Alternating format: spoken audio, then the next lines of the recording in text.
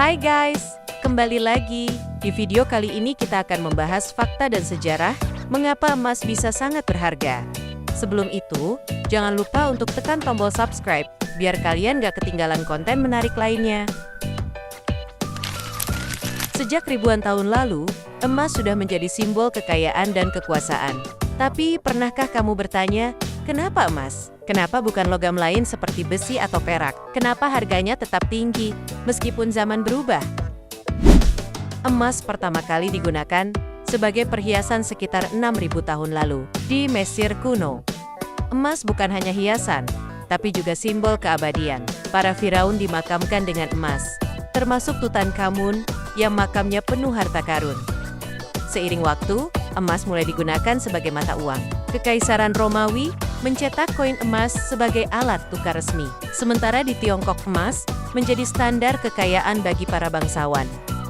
Sampai abad ke-19, hampir semua negara menggunakan standar emas, di mana uang kertas bisa ditukar dengan emas asli. Tapi semuanya berubah ketika Perang Dunia Kedua dan krisis ekonomi melanda.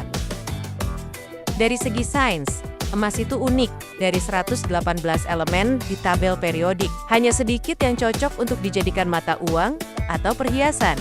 Emas tidak berkarat, tidak mudah bereaksi dengan udara atau air, dan selalu berkilau.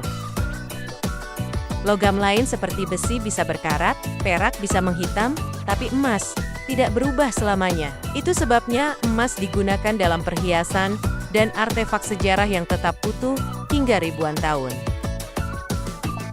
Emas dikenal sebagai aset safe haven. Saat krisis ekonomi terjadi, banyak investor membeli emas karena nilainya cenderung stabil dibandingkan uang kertas yang bisa mengalami inflasi.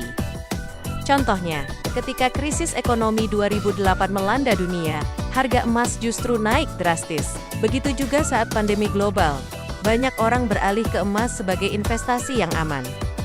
Nggak cuma untuk perhiasan dan investasi, emas juga punya banyak kegunaan dalam industri teknologi. Emas digunakan dalam sirkuit elektronik karena sifatnya yang sangat konduktif dan tahan korosi.